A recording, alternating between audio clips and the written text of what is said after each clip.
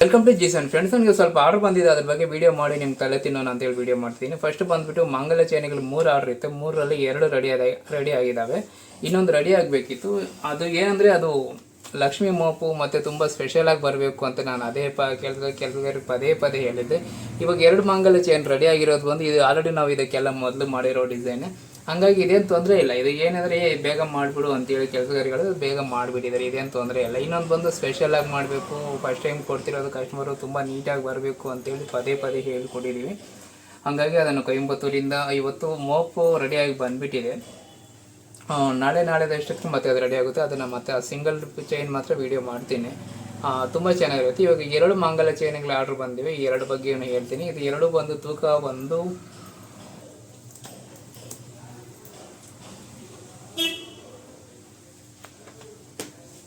ಒಂದು ಮಂಗಲ ಚೈನ್ ಬಂದು 42 ಗ್ರಾಮ್ ಇದೆ, ಇನ್ನೊಂದು ಬಂದು 35 ಗ್ರಾಮ್ ಹೇಳಿದ್ರೆ 35 ಗ್ರಾಮ್ ಆಗಿದೆ. ಇದು ಬಂದು 40 ಗ್ರಾಮ್ ಇದು ಚೈನ್. ಇದಕ್ಕೆ ಮೊದಲು ಲಾಸ್ಟ್ ಟೈಮ್ ಕೂಡ ಇದನ್ನು ಮಾಡಿದ್ದೆ, ನಾವು ಇದು ವಿಡಿಯೋ ಕೂಡ ಮಾಡಿದ್ದೆ. ವಿಡಿಯೋ ನೋಡಿ ಕಸ್ಟಮರು ಸೇಮ್ ಡಿಸೈನ್ ಬೇಕು ಸರ್, ನಮಗೆ ಚೆನ್ನಾಗಿ ಬಂದಿದೆ, ಅದು ಅದೇ ಥರ ಇರಬೇಕು ಅಂತ ಹೇಳಿದ್ರು. ಸರಿ ಮೇಡಮ್ ಮಾಡಿಕೊಡ್ತೀನಿ ಅದೇ ಥರ ಅಂತೇಳಿ ಮಾಡಿಕೊಟ್ಟಿದ್ದೀವಿ. ಇದೊಂದು ಮತ್ತು ಇದು ಬಂದು ಹಳೆ ಕಸ್ಟಮರ್ ನಮ್ಮೂರವರೇ, ಚಿಂತಾಮಣಿ ಅವರು. ಇವರು ಬಂದು ಇವರೇ ಡಿಸೈನ್ ಸೆಲೆಕ್ಟ್ ಮಾಡಿದ್ದೆ. ಇದು ಪಿಕಾಕ್ ಇರಬೇಕು ಅಂತೇಳಿ ಹೇಳಿದರು. ಸರಿ, ಅವರೇ ಡಿಸೈನ್ ಸೆಲೆಕ್ಟ್ ಮಾಡಿದ್ದಾರೆ, ಅವರೇ ತೂಕದಲ್ಲೆಲ್ಲ ಫಿಕ್ಸ್ ಆಗಿಬಿಟ್ಟು ಅವರೇ ಹೇಳಿದ್ದಾರೆ. ಅದು ಆರ್ಡ್ರ್ ಮಾಡ್ತಿದ್ದೀವಿ. ಮತ್ತು ಬಂದು ಇದು ಒಬ್ರಿಗೊಬ್ರು ಸಂಬಂಧ ಇಲ್ಲ, ಎಲ್ಲ ನಾನು ಸುಮ್ಮನೆ ಜೋಡಿಸಿದ್ದೀನಿ. ಇದು ವಾಲೆ ಬಂದುಬಿಟ್ಟು ಲಾಸ್ಟ್ ಟೈಮ್ ಮಂಗಲ ಚೈನ್ ಆರ್ಡ್ರ್ ಮಾಡಿದ್ದಾರೆ, ಅದನ್ನು ರೆಡಿ ಆಗಬೇಕು ಅಂತ ಹೇಳಿದ್ನಲ್ಲ ಅವ್ರದ್ದೇ. ಇದು ವಾಲೆ ಮಾತ್ರ ರೆಡಿ ಆಗಿಬಿಡಿ. ಇದು ಬಂದು KGF ಅಲ್ಲಿ ರೆಡಿ ಮಾಡಿಸಿದ್ದು. ಇದು ಬಂದು ಬೆಂಗಳೂರಲ್ಲಿ ರೆಡಿ ಮಾಡಿದ್ದೆ ಎಲ್ಲನೂ. ಮತ್ತು ನೋಡ್ಬೋದು, ಇದೇನಂದರೆ ಬ್ಲ್ಯಾಕ್ ಪಾಲಿಶ್ ಮಾಡಿದ್ದು, ಇದು ಬಂದು ಆಂಟಿಕ್ ಮಾಡಿದ್ದೀವಿ. ಮತ್ತು ಇದು ಬಂದು ಕೇರ್ಪುರದಿಂದ ಆರ್ಡರ್ ಮಾಡಿದ್ದಾರೆ ಕಸ್ಟಮರ್. ಇದರ ತೂಕ ಎಷ್ಟಿದೆ ಏನು ಅಂತ ಇನ್ನೂ ಗೊತ್ತಿಲ್ಲ ಡೀಟೇಲಾಗಿ, ಮತ್ತೆ ಹೇಳ್ತೀನಿ. ಇದು ಒಂದು ನೋಡ್ಕೊಂಡಿರಿ, ಚೆನ್ನಾಗಿದೆ. ಇದರ ತೂಕಗಳು ಹೇಳ್ತೀನಿ. ಇದು ಬಂದು 35 ಗ್ರಾಮ್ 40 ಗ್ರಾಮ್ ಆಗಿರುತ್ತೆ. ಇದು ಬಂದು 50 ಗ್ರಾಮ್ ಸಮಥಿಂಗ್ ಆಗಿರುತ್ತೆ. ಇಲ್ಲಿ ಹೇಳ್ಬಿಡ್ತೀನಿ, ತೂಕಗಳು ನೋಡಿಲ್ಲ. 55 ಗ್ರಾಮ್ ಆಗಿದೆ. ಹಾರ ಬಂದು 55 ಗ್ರಾಮ್ ಆಗಿದೆ. ಇದು ಗ್ರೀನ್ ಬೀಡ್ಸ್ ಹಾರ ಬಂದು 19 ಗ್ರಾಮ್ ಅಂದರೆ ಆಗಿರುತ್ತೆ, ಒಂದು 12 ಗ್ರಾಮ್ ಹಂಗೆ ಆಗಿರುತ್ತೆ.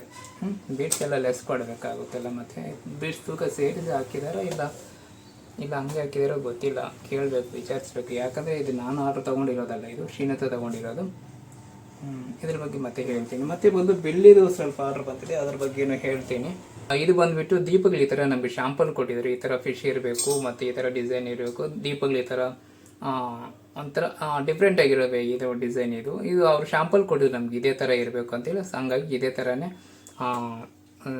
ಮಾಡಿಕೊಡ್ತಿದ್ದೀವಿ. ಇದೊಂದಾಯಿತು. ಇದು ತೂಕ ಬಂದುಬಿಟ್ಟು ಇದು ಒಂದು 600 ಗ್ರಾಮ್ ತೂಕ ಇದ್ದಾವೆ. ಇದು ಕಸ್ಟಮರ್ ಇವರು ಪಂಚಪಾತ್ರೆ, ಉದ್ಧರಣೆ ಇದೆಲ್ಲ ಹೇಳಿದ್ದಾರೆ. ತೂಕಗಳೆಲ್ಲ ನನ್ನ ಪ್ರಕಾರ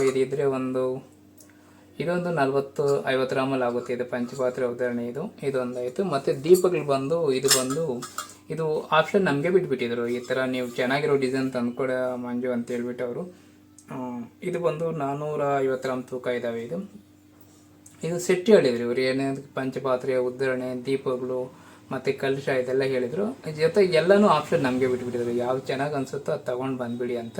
ಹಾಗಾಗಿ ಇವನು ಗಂಗಾಧರ ಹೋಗಿದ್ದು, ಗಂಗಾಧರಗೆ ಏನು ಇಷ್ಟ ಬಂದಿದೆ ಅವ್ರು ತಂದಿದ್ದಾನೆ, ಚೆನ್ನಾಗಿದ್ದಾವೆ.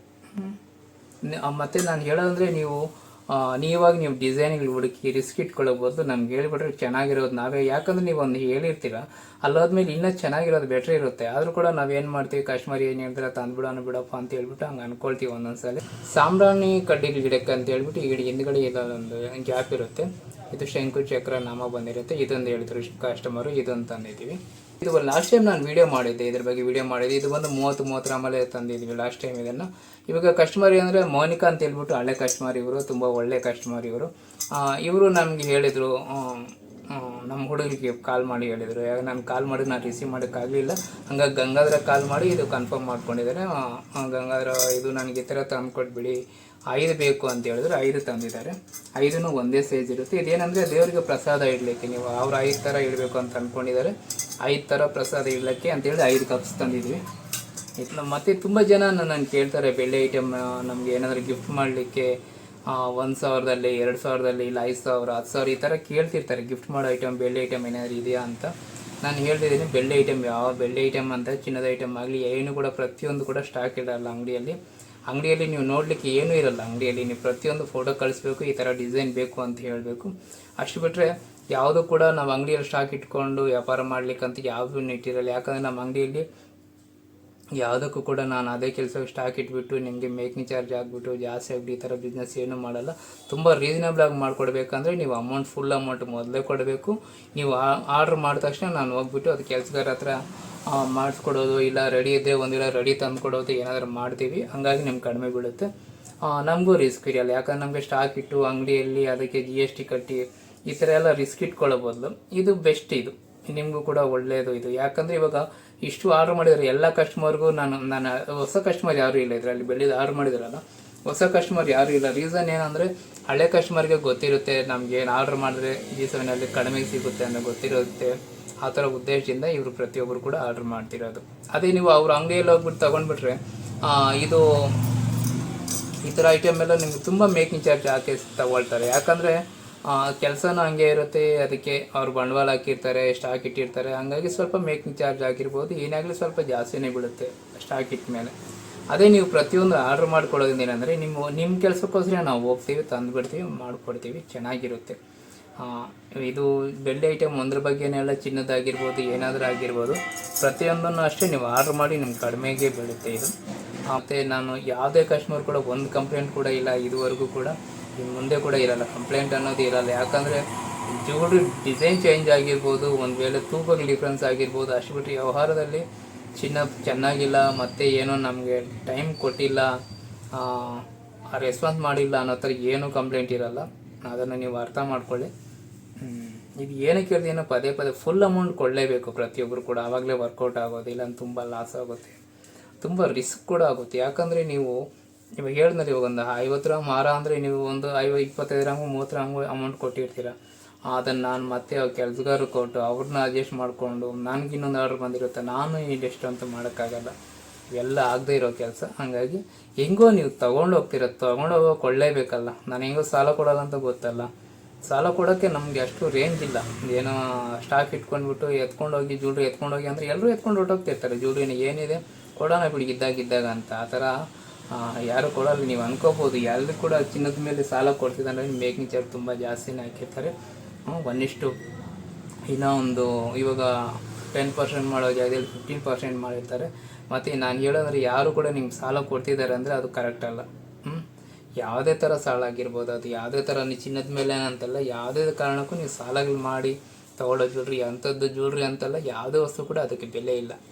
ಕಷ್ಟ ಬೀಳಬೇಕು, ನಿಮ್ಮ ಹತ್ರ ಎಷ್ಟಿದೆಯೋ ಅಷ್ಟಕ್ಕೆ ಮಾಡಿಸ್ಕೋಬೇಕು. ಅದು ಬಿಟ್ಟರೆ ಸಾಲ ಮಾಡಿ ತೊಗೊಂಡು ಹೊಟ್ಟೋಗ್ಬಿಟ್ಟು ತುಂಬ ಜನ ಆ ಥರ ತುಂಬ ಲಾಸ್ ಕೂಡ ಆಗಿದೆ. ಸ್ಟಾರ್ಟಿಂಗಲ್ಲಿ ತುಂಬ ಜನ 2,000 3,000 ಸ್ಟಾರ್ಟ್ ಆಗಿ ಬರ್ತಾ 10,000 20,000 50,000ವರೆಗೂ ತೊಗೊಂಡ್ಬಿಟ್ಟೋಗಿ ₹1,00,000ವರೆಗೂ ತೊಗೊಂಡ್ಬಿಟ್ಟೋಗಿ ಮೋಸ ಮಾಡಿರೋರು ತುಂಬ ಜನನೇ ಇದ್ದಾರೆ.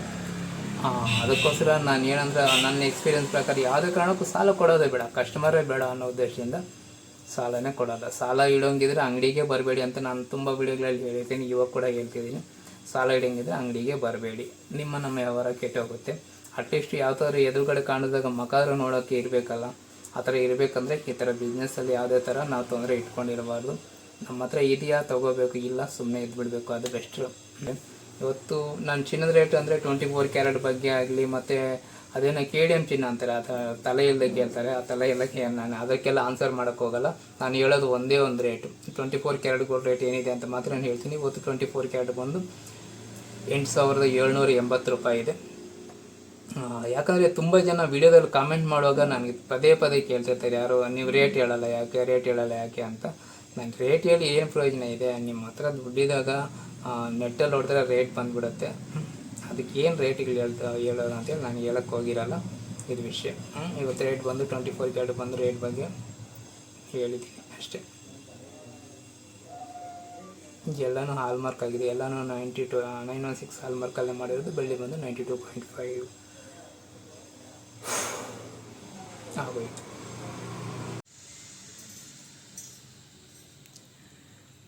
ಮತ್ತು ಈಗ ನೀವು ನೋಡ್ತಿರೋ ದೀಪಗಳು ಬಂದು ತೂಕ ಬಂದು ನಾವು ಅಂದ್ಕೊಂಡಿದ್ದು ಒಂದು 700 ಗ್ರಾಮಲ್ಲಿ ಆಗುತ್ತೆ ಅಂತ, ಇದು ಸ್ವಲ್ಪ ಕಡಿಮೆನೇ ಆಗಿದೆ.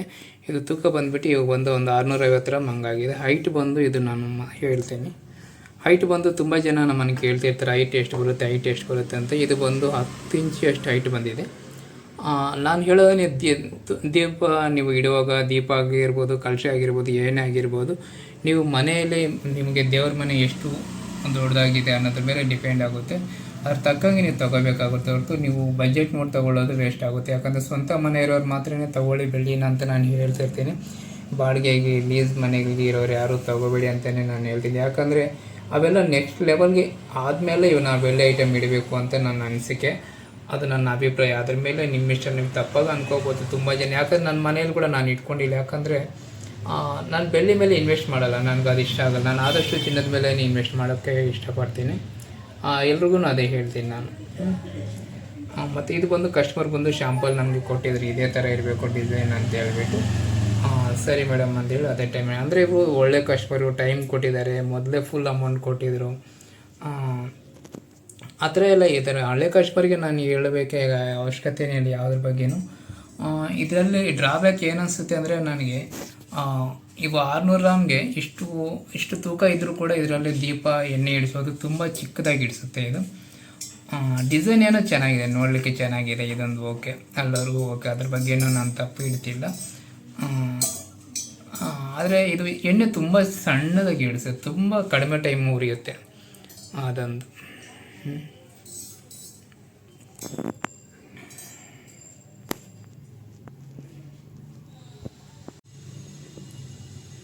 ಅಷ್ಟೇ. ಮತ್ತು ಇದು ಬಂದು ಹಳೆ ಕಸ್ಟಮರೇ. ನಮಗೆ ಇವ್ರು ಏನಂದರೆ ನಮಗೆ ಚಾಯ್ಸ್ ಬಿಟ್ಟಿಟ್ಟಿದ್ರು, ನಿಮ್ಗೆ ಯಾವ್ದು ಇಷ್ಟ ಬರುತ್ತೋ ತೊಗೊಂಡು ಬನ್ನಿ ಅಂತ. ಯಾಕಂದರೆ ತೂಕ ಹೇಳಿದ್ರು, ನಮ್ಗೆ ಇಷ್ಟು ಬಜೆಟ್, ಇಷ್ಟು ತೂಕದಲ್ಲಿ ನಮಗೆ ಬೇಕು, ಎಲ್ಲ ಸೆಟ್ ಬೇಕು ಅಂತ ಹೇಳಿದ್ರು. ಏನೇನು ಹೇಳಿದ್ರೆ ಎಲ್ಲ ತಂದಿದ್ದಾರೆ. ಇದು ಬಂದು ಗಂಗಾಧರ ಸೆಲೆಕ್ಟ್ ಮಾಡಿ ತಂದಿದ್ದಾನೆ, ಚೆನ್ನಾಗಿದೆ ಡಿಸೈನ್ ಇದು. ಇದು ಬಂದು ದೀಪಗಳು ಬಂದು ಅರ್ಧ kg ತೂಕದಲ್ಲಾಗಿದ್ದಾವೆ. ಇದು ಹೈಟು ನಾನು ಹೇಳ್ತೀನಿ, ತುಂಬ ಜನ ಹೈಟ್ ಕೇಳ್ತಾರಲ್ಲ, ನೀವು ಮನೆಯಲ್ಲಿ ದೇವರ ಮನೆ ನೋಡ್ಕೊಳ್ಳಿ. ಇದು ಬಂದು 9 ಇಂಚ್ ಹೈಟ್ ಇದ್ದಾವೆ. ಈ ಥರ ಸ್ಕೇಲಲ್ಲಿ ನಿಮ್ಮ ಮನೆಗೆ ಎಷ್ಟು ಬೇಕು ಅಂತ ನೀವು ನೋಡಿ ತಿಳ್ಕೋಬೇಕು ಹೊರತು ನಮ್ಮನ್ನು ಕೇಳಬಾರ್ದು. ಯಾಕಂದರೆ ನೀವು ತಗೋಬೇಕು ಅಂತ ಡಿಸೈಡ್ ಆದಾಗ ಅದ್ರ ಬಗ್ಗೆ ನೀವು ಸ್ವಲ್ಪ ತಿಳ್ಕೊಂಡಿರ್ಬೇಕು. ನಾನು ಹೇಳೋದಷ್ಟೇ, ಪ್ರತಿಯೊಂದೂ ನೀವು ತಿಳ್ಕೊಂಡಿದ್ರೆ ಅದ್ರ ಬಗ್ಗೆ ಒಳ್ಳೆಯದು. ಯಾಕಂದರೆ ಇವಾಗ ನೀವು ಅರ್ಧ kg ಬರುತ್ತೆ, kg ಬರುತ್ತೆ, ಇದೆಲ್ಲ ಏನೂ ಗೊತ್ತಿರಲ್ಲ. ನಾನು ಹೇಳೋದೇನಂದರೆ ನೀವು ಅದನ್ನೆಲ್ಲ ನೋಡ್ಬಿಡಿ, ನಿಮಗೆ ಹೈಟ್ ಎಷ್ಟಿರಬೇಕು, ನಿಮ್ಮ ಮನೆ ದೇವ್ರ ಮನೆ ಎಷ್ಟಿದೆ, ಆ ಥರ ಇದ್ದಾಗ ಮಾತ್ರ ತೊಗೋಬೇಕು. ಸುಮ್ಮನೆ ಬಜೆಟ್ ಆಗಿಬಿಟ್ಟು ಏನೋ ಒಂದು ತೊಗೊಂಡ್ಬಿಡ್ಬೇಕು ಅಂತ ತೊಗೊಳ್ಳೋದಲ್ಲ. ಮನೆಯಲ್ದು ಒಂದ್ಸಲ ಇನ್ವೆಸ್ಟ್ಮೆಂಟ್ ಅಷ್ಟೇ ಇವೆಲ್ಲ. ಹಾಗಾಗಿ ಕರೆಕ್ಟಾಗಿ ಒಂದೇ ಸಲ ಇನ್ವೆಸ್ಟ್ ಮಾಡಿ ತೊಗೋಬೇಕು ಅಂತ ನಾನು ಹೇಳೋದು. ಮತ್ತು ಇದು ಬಂದು ನಾವು ಅದೇ ಸಾಂಬ್ರಾಣಿ ಕಡ್ಡಿ ಇಡೋಕ್ಕೆ ಅಂತ ಹೇಳ್ಬಿಟ್ಟು ಇದು ಹಿಂದ್ಗಡೆ ಈ ಥರ ಸ್ಪೇಸ್ ಇರುತ್ತೆ. ನೀವು ಇಲ್ಲಿ ಸಾಂಬ್ರಾಣಿ ಕಡ್ಡಿಗೆ ಇಟ್ಕೊಂಡು ಹಿಂಗೆ ಮುಂದಕ್ಕೆ ಇಟ್ಕೋಬೇಕು. ಇದೊಂದಾಯಿತು. ಮತ್ತು ಇದು ಬಂದು ಪಂಚಪಾತ್ರೆ ಉದ್ಧರಣೆ ಅಂತಾರಲ್ಲ ಇದು. ಮತ್ತು ಇದ್ರ ಕೆಳಗಡೆ ಸುಮ್ಮನೆ ಬೆಳ್ಳಿ ಕಪ್ ಒಂದು. ಮತ್ತು ಇದು ಪ್ಲೇಟ್ಗಳು ಬಂದುಬಿಟ್ಟು ದೀಪಕ್ಕೆ ಇಡೋಕ್ಕೆ ಅಂತೇಳಿ ಕಸ್ಟಮರ್ ಹೇಳಿದ್ದಾರೆ. ಅದು ಹೊಸಕೋಟೆಯಿಂದ ಕಸ್ಟಮರ್ ಒಬ್ಬರು ಹೇಳಿದ್ದಾರೆ. ಇದು ಚಿಂತಾಮಣಿಯಿಂದ ಒಬ್ಬರು ಹೇಳಿದೆ. ಎಲ್ಲ ಬೆಳ್ಳಿ ಐಟಮ್ ತುಂಬಾ ಆರ್ಡ್ರ್ ಬಂದಿದೆ. ಯಾಕಂದರೆ ಬೆಳ್ಳಿ ಐಟಮ್ ನಾನು ಆರ್ಡ್ರ್ ತೊಗೊಳ್ಳಲ್ಲ. ಯಾಕಂದರೆ ತುಂಬ ಜನ ಸ್ವಂತ ಮನೆ ಇರೋರಿಗೆ ಮಾತ್ರ ನಾನು ಆರ್ಡ್ರ್ ತೊಗೊಳ್ಳಿ ಅಂತ ನಾನು ಹೇಳ್ತೀನಿ, ಮಾಡಿಸ್ಕೊಳ್ಳಿ ಅಂತೀನಿ. ಎಲ್ಲರೂ ಬಾಡಿಗೆಗೆ ಲೀಸ್ ಮನೆ ಇರೋರು ಯಾರು ಕೂಡ ಬೆಳ್ಳಿ ಮೇಲೆ ಇನ್ವೆಸ್ಟ್ ಮಾಡಬೇಡಿ ಅಂತಲೇ ನಾನು ಹೇಳ್ತೀನಿ ಈ ವಿಷಯ. ಚೆನ್ನಾಗಿ ಬಂದಿದೆ ಅಲ್ಲ, ಎಲ್ಲ ನೋಡಲಿಕ್ಕೆ ತುಂಬ ಚೆನ್ನಾಗಿ ಕಾಣ್ತಿದೆ. ಮತ್ತು ಈ ಕಪ್ಸ್ ಬಂದುಬಿಟ್ಟು ಪ್ರಸಾದ ಇಡ್ಲಿಕ್ಕೆ ಅಂತೇಳಿ ಕಸ್ಟಮರ್ ಆರ್ಡ್ರ್ ಮಾಡಿದ್ದು, ಮೋನಿಕಾ ಅಂತೇಳಿ ಕಸ್ಟಮರ್ ಚಿಂತಾಮಣಿಯಿಂದ. ಇದು ಒಂದೊಂದು ಕಪ್ ಬಂದು 30 ಗ್ರಾಮ್ದು ಬರುತ್ತೆ. ನನ್ನ ಪ್ರಕಾರ 30 ಗ್ರಾಮ್ ಸಾಕಿದು. ಇದು ತುಂಬ ಹೆವಿ ಆಯಿತು ಪ್ರಸಾದ ಇಡಲಿಕ್ಕೆ. ಆದರೂ ನಾನು ಹೇಳಿದ್ದೆ ಕಸ್ಟಮರ್ಗೆ, ಆದರೂ ಅವ್ರು ಏನಂದರೆ ಇಲ್ಲ ದೊಡ್ಡದಾಗೇ ಇರಬೇಕು ಅಂತೇಳಿ ಹೇಳಿದರು. ಹಂಗಾಗಿ ಓಕೆ. ಇದು ಅಂದರೆ ಲಾಸ್ಟಿಗೆ 35 ಗ್ರಾಮ್ ತಂದಿದ್ದು, ಈಗ 45 ಗ್ರಾಮ್ ಇದೆ. ಅಂದರೆ 10 ಗ್ರಾಮ್ ಜಾಸ್ತಿ ಇದೆ. ಅಂದರೆ ಒಂದೊಂದಕ್ಕೆ ಒಂದು 900 ರೂಪಾಯಿ ಅಷ್ಟು ಜಾಸ್ತಿ ಆಗಿರುತ್ತೆ. ನೋಡ್ಬೋದು. ಇದು ಏನಂದರೆ ನಾವು ಇದು ತಿರುಪತಿ ದೇವಸ್ಥಾನದಲ್ಲಿ ನೋಡಿದ್ದೀನಿ ನಾನು. ಈ ಥರದೆಲ್ಲ ಪ್ರಸಾದ ಮಾಡಿ ನಮಗೆ ಸ್ವೀಟ್ ಪೊಂಗಲ್ಲು ಮತ್ತು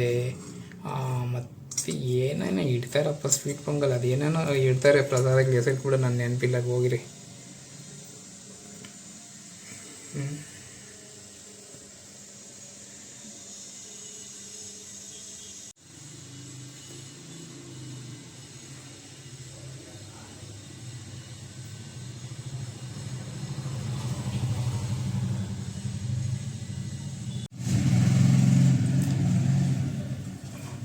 ಮತ್ತು ಈಗ ನೀವು ನೋಡ್ತಿರೋ ಮಾಂಗಲ್ಯ ಚೈನ್ ಬಂದು ಇದಕ್ಕೆ ಮೊದಲು ಮಾಡಿರೋ ಡಿಸೈನು.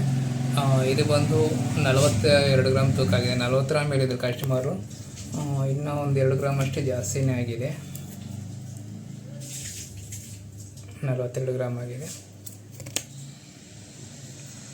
ಇದು ಬಂದು ಚೈನ್ ಇದು ಶಂಕು ಚಕ್ರ ಬಂದಿದೆ. ಇದು ಬಂದು ಮೇಲ್ಗಡೆ ಶಂಕು ಬಂದಿದೆ, ಕೆಳಗಡೆ ಬಂದು ಚಕ್ರ ಬಂದಿದೆ. ಲಾಸ್ಟ್ ಟೈಮ್ ಕಸ್ಟಮರು ಇದೇ ಥರ ಇರಬೇಕು ಅಂತ ಹೇಳಿದ್ರು, ಅದೇ ಥರನೇ ಮಾಡಿದೆ. ಯಾಕಂದರೆ ಇದು ಹ್ಯಾಂಡ್ಮೇಡು, ಒನ್ ಟೈಮ್ ಮಾಡಿರೋದು, ಮತ್ತು ಇನ್ನೊಂದ್ಸಲ ಅದು ಹಚ್ಚಿ ಇರಲ್ಲ, ಮತ್ತು ಕೈಯಲ್ಲಿ ಮತ್ತೆ ಮಾಡಿರ್ತಾರೆ. ಮತ್ತು ಇದು ಲಕ್ಷ್ಮಿ ನೋಡ್ಬೋದು, ಒಂಥರ ಗರ್ಭಗುಡಿಯಲ್ಲಿ ಕೂತಂಗೆ ಲಕ್ಷ್ಮಿ ತುಂಬ ಚೆನ್ನಾಗಿದೆ. ಲಕ್ಷ್ಮಿ ನೀವು ಕ್ಲಿಯರೆನ್ಸ್ ನೋಡ್ಬೋದು ಎಷ್ಟು ಚೆನ್ನಾಗಿ ಬಂದಿದೆ ಅಂತ, ತುಂಬ ಚೆನ್ನಾಗಿದೆ. ಇದು ಕೊಯಂಬತ್ತೂರಲ್ಲಿ ಕೊಟ್ಟು ಅದೇ ಕೆಲಸವಾಗಿ 1 ವಾರ ಮೇಲೆ ಟೈಮ್ ತಗೊಳ್ತಾರೆ ಅವರು, ಅದು ಟೈಮ್ ಕೊಡಲೇಬೇಕಾಗುತ್ತೆ. ಮತ್ತು ಇದು ಕಲ್ಲು ಬಂದು ತುಂಬ ಸಣ್ಣ ಕಲ್ಲು ಹಾಕಿದ್ದಾರೆ, ತುಂಬ ಲುಕ್ ತುಂಬ ಚೆನ್ನಾಗಿ ಬಂದಿದೆ ಇದು. ಮತ್ತು ಇದು ಬಂದು ಈ ಚೈನ್ ಬಂದುಬಿಟ್ಟು ಇದು ಚಿಂತಾಮಣಿಯಲ್ಲಿ ಆರ್ಡ್ರ್ ಮಾಡಿದ್ರು ಕಸ್ಟಮರು. ಇದು ಬಂದು 35 ಗ್ರಾಮ್ ಏನು ಹೇಳಿದರು, ಇಲ್ಲ 37 ಗೊತ್ತಿಲ್ಲ, 35 ಗ್ರಾಮ್ ಅಷ್ಟಾಗಿದೆ. ಮತ್ತು ಇದು ಪಿಕಾಕ್ ನೋಡ್ಬೋದು, ಪಿಕಾಕ್ ಕೂಡ ಕಸ್ಟಮರೇ ಸೆಲೆಕ್ಟ್ ಮಾಡಿರೋ ಡಿಸೈನು, ಅವರು ಸೇಮ್ ಇರಬೇಕಂತೇಳಿ ಸೇಮ್ ಮಾಡಿದ್ದೀವಿ. ಮತ್ತು ಇದನ್ನೆಲ್ಲ ಒಟ್ಟಿಗೆ ತೋರಿಸ್ಬಿಡ್ತಿದ್ದೀನಿ ನಾನು, ಇದ್ರ ತೂಕ ಏನೋ ನನಗೆ ಗೊತ್ತಿಲ್ಲ, ಯಾಕಂದರೆ ಇದು ಶ್ರೀನಾಥ್ ಆರ್ಡ್ರ್ ತೊಗೊಂಡಿರೋದು. ಇದು ಎಷ್ಟಾಗಿದೆ ಬೀಡ್ಸ್ ತೂಕ ಎಷ್ಟು ಲೆಸ್ ಕೊಟ್ಟಿದ್ದಾರೆ ಏನು ಅಂತ ಏನು ಐಡಿಯಾ ಇಲ್ಲ ಇದು. ಮತ್ತು ಯಾವ ಥರ ಹೇಳ್ತೀನಿ ಅದ್ರ ಬಗ್ಗೆ, ಯಾವ ಥರ ತಿಳ್ಕೊಂಡಿರ್ತೀನಿ. ಮತ್ತು ಇದು ಬಂದು ಇದು ಕೇರ್ಪುರದಲ್ಲೇ ಶ್ರೀನಾಥಗೆ ಆರ್ಡ್ರ್ ಬಂದಿದೆ. ಇದು ಅಷ್ಟೇ ಶ್ರೀನಾಥಗೆ ಆರ್ಡ್ರ್ ಬಂದಿರೋದು ಕೇರ್ಪುರದಲ್ಲಿ. ಇದರ ತೂಕ ಡೀಟೇಲ್ಸು ಏನು ಅಷ್ಟಾಗಿ ಐಡಿಯಾ ಇಲ್ಲ, ಅದರ ತೂಕಗಳು ಗೊತ್ತು. ಇದು ಬಂದು 55 ಗ್ರಾಮ್ ಆಗಿದೆ, ಇದು ಬಂದು 35 ಗ್ರಾಮ್ ಆಗಿದೆ. ಗ್ರೀನ್ ಬೀಡ್ಸ್ ಒಂದು ಮಾತ್ರ ಗೊತ್ತಿಲ್ಲ. ಇದೊಂದಾಯಿತು. ಮತ್ತು ಇದು ವಾಲೆಗಳು ಬಂದುಬಿಟ್ಟು ನಮ್ಮದು ಚಿಕ್ಕಬಳ್ಳಾಪುರದಿಂದ ಕಸ್ಟಮರ್ ಆರ್ಡ್ರ್ ಮಾಡಿರೋದು. ಮಾಂಗಲ್ಯ ಚೈನ್ ಜೊತೆಗೆ ವಾಲೆ ಇರಲಿ ಅಂತೇಳಿ ಆರ್ಡ್ರ್ ಮಾಡಿದರು. ಇವ್ರು ಹೇಳಿದ್ರು ಸ್ವಲ್ಪ ದೊಡ್ಡದಾಗೆ ಬರಲಿ, ಚೆನ್ನಾಗಿರುತ್ತೆ ಸರ್ ಅಂತ ಹೇಳಿದರು. ಡೈಲಿ ಯೂಸ್ಗೇನೆಲ್ಲ ಇದು, ಯಾವತ್ತೂ ಒಂದಿನ ಯೂಸ್ ಮಾಡಲಿಕ್ಕೆ.